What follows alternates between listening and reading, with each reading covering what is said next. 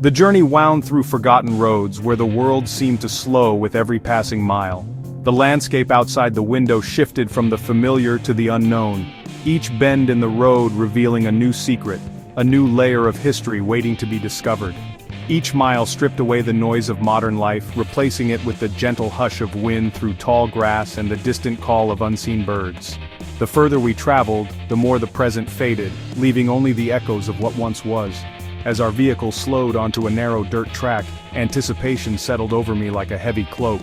The tires crunched over gravel, and the world outside seemed to hold its breath, as if aware of our intrusion into its solitude.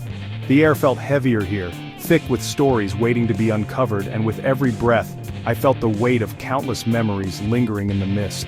The morning fog clung to the ground, blurring the line between past and present. We arrived at a village time had abandoned, its name spoken only in hushed tones by those who remembered. The buildings stood as silent witnesses, their walls weathered by years of wind and rain, their windows dark and empty. A faded sign at the entrance hinted at a life once vibrant, now overtaken by wildflowers and creeping vines. The path into the village was barely visible, swallowed by nature's slow, patient reclaiming. It felt like stepping into another era, where the present paused for history. Each footstep seemed to echo with the lives that had passed through these streets, the laughter and sorrow that once filled the air. The first sight was deceptively peaceful, stone houses clinging to a hillside, their roofs patched and broken, their facades softened by time. The village seemed to hold its breath, as if waiting for someone to remember its story, but the silence was profound, a quiet born not of peace but of absence. The streets, once alive with footsteps and voices, now lay empty, shadows stretching long in the fading light. Wildflowers grew through cracks in the stone, and an old well stood in the center, its bucket long gone, its water undisturbed for years. Nature had become both caretaker and witness to the village's slow fading. I stepped out, gravel crunching beneath my feet, the stillness almost overwhelming.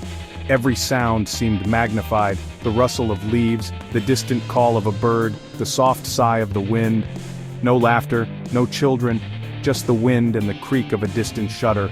The emptiness was not just physical, but emotional, a sense of longing for what had been lost. I felt a responsibility to tread lightly, to honor the endurance etched into every stone. My hand brushed against a weathered wall, feeling the roughness of history beneath my fingertips.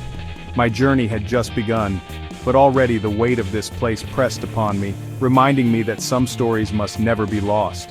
In this silence I promised to listen, to remember, and to share the whispers of arrival that still lingered in the air. Entering the village felt like stepping onto a stage after the play had ended. The main street, once alive, was now a corridor of memories. Cobblestones worn smooth by generations, houses standing as silent witnesses. Some walls bore scars of conflict, reminders of violence that once tore through these lanes. Nature was reclaiming what humanity left behind. Wildflowers burst through cracks, ivy crept over doorways. A single door creaked in the breeze, inviting me to witness the emptiness within. Everyday objects, a child's shoe, a rusted bicycle, became artifacts, silent witnesses to lives interrupted. The air was fresh but heavy with unspoken grief. I moved slowly, compelled to listen to the language of stillness, a story of sorrow, strength, and a spirit refusing to be erased. I wandered deeper, past the main street, where the silence seemed to thicken with every step. The air was heavy with the weight of stories left untold, and the wind carried only the faintest whispers of what once was. I turned into winding alleys, each turn revealing another scene of loss, but also of resilience. The narrow lanes twisted like the memories themselves, leading me through a labyrinth of time, where every crumbling wall and faded door hinted at lives once vibrant and full. A home with its roof caved in stood as a silent testament to the storms it had weathered. The broken beams and shattered tiles seemed to mourn the laughter that once echoed beneath them, yet they also spoke of endurance, of a structure that had stood its ground for generations. Nearby, a wild garden of roses bloomed defiantly among the weeds, their petals bright against the grayness. The roses, untamed and persistent, seemed to reclaim the space, weaving beauty through the ruins and reminding me that life finds a way, even in forgotten places. I reached out, my fingers tracing a stone wall rough beneath my hand. The cool, uneven surface was a direct link to the past, each groove and crack a record of time's passage, of hands that once built and cared for these walls. Inside an empty house, I paused and imagined the families, the laughter, the dreams that once filled these spaces. I could almost hear the echoes of children's footsteps, the soft murmur of evening conversations, and the quiet hope that once lived within these walls. The village was empty, yet full of invisible presences, echoes of life and love that destruction couldn't erase. Every empty window seemed to watch me, holding memories that refused to fade, and every silent street felt charged with the energy of those who had walked it before. In the village square, an ancient tree stood watch, its branches still reaching skyward. Its roots, deep and unyielding, seemed to anchor the village to the earth, a living witness to all that had come and gone, offering shelter to memories and dreams alike.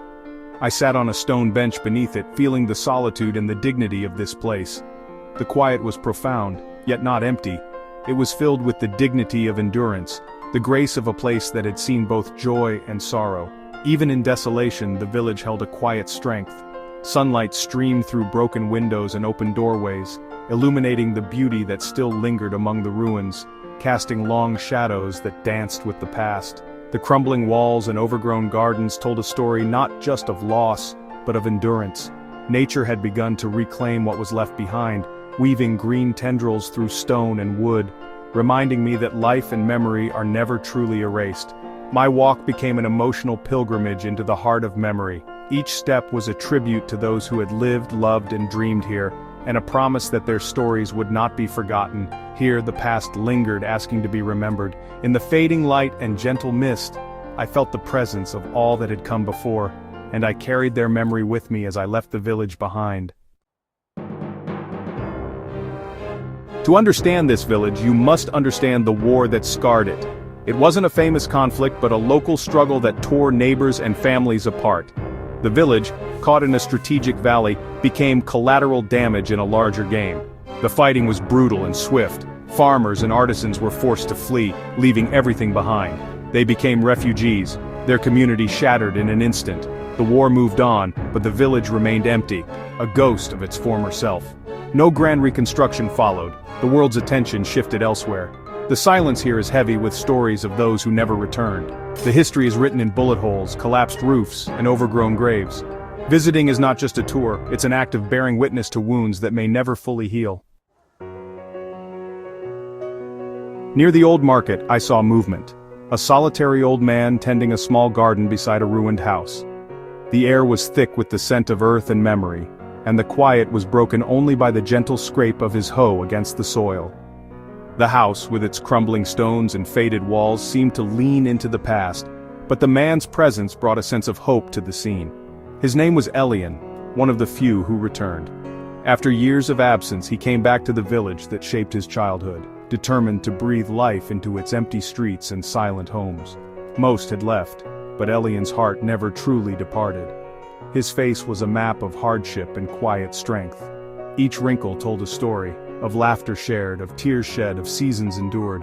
His eyes, though tired, still held a spark of resilience, a glimmer of the boy he once was. He moved slowly, nurturing life back into wounded earth. Every seed he planted was an act of faith, a promise that the land could heal, that beauty could return even after devastation. The garden was small, but to Elian, it was a symbol of hope. With my guide, I spoke to him. His voice was soft but steady, carrying the weight of years spent longing for home. He welcomed us with a gentle nod, his hands still dusted with soil. He pointed to a crumbling wall. That was our kitchen. My mother baked bread there. His words painted vivid images of warmth and family, of simple joys that once filled these now empty rooms. The ruins were not just stone and mortar, but memories made tangible. He shared how, as a boy, he hid in the church cellar during the evacuation, separated from his family, surviving on apples and hope. The fear and uncertainty of those days lingered in his voice, but so did the courage that carried him through. Returning was his way of reclaiming his life, refusing to let fear win. Each step he took through the abandoned village was a quiet act of defiance, a declaration that the past would not be forgotten, nor would it define his future. Elian's story was not of bitterness, but of loss and love for his home. He spoke of neighbors who once filled the streets with laughter, of festivals and songs that echoed through the valley. His memories were bittersweet, but his love for the village endured. He was a living archive, transforming ruins into a testament of endurance. With every stone he moved and every plant he nurtured, Elian honored those who could not return, keeping their stories alive in the soil and the wind. In him, the spirit of the village lived on. He became a bridge between what was lost and what could still be rebuilt, a symbol of hope for anyone who might one day return. Meeting him, I understood. The village's story endures through those who remember, who rebuild, and who refuse to let the past be forgotten. Elian's quiet determination was a reminder that even in the face of loss, the human spirit can find ways to heal, to hope, and to begin again. The village was a symphony for the senses. The ruins stood stark against the green wilderness, sunlight glinting off broken glass, wildflowers blooming defiantly. The wind whispered through empty doorways, punctuated by the cry of a bird or the creak of a shutter. The air was rich with the scent of damp earth, wild herbs, and the bittersweet perfume of abandonment. Every detail, the rough stone, the warmth of the sun, the taste of wild berries, wove a tapestry of memory. These sensations made the village real, transforming it from a forgotten place into a living entity. Through its sights, sounds, and smells, the village told a story of sorrow and enduring strength. Amidst the ruins, I wondered, why must we remember places like this? Forgotten villages are not just relics, they are classrooms teaching us the true cost of conflict. Remembering honors the innocent lives shattered by violence. These people did not choose their fate. They were ordinary, their dreams and loves universal. Forgetting them is a second injustice. By remembering, we affirm their humanity and declare their lives mattered. These places warn us. History repeats when its lessons are ignored. The village shows what happens when empathy is lost and hatred festers. Remembering is an act of hope, a commitment to protect peace and build a better future. The story here is not just about endings, but about the value of new beginnings and compassion. Even here, hope persisted. Elian's garden was a quiet act of defiance, proof that life could return. Nature too was healing. Ivy and wildflowers embraced the ruins, birds nested in the church rafters. Descendants of villagers have begun to visit, seeking connection to their roots. A small association now works to preserve the memory, clearing paths and restoring buildings. Their efforts are slow, but driven by love and heritage. The memory of the village is being passed to a new generation. Their work is a bridge between tragedy and hope. One day this place may become a site of reflection and learning, a living memorial. As my visit ended, I tried to commit every detail to memory.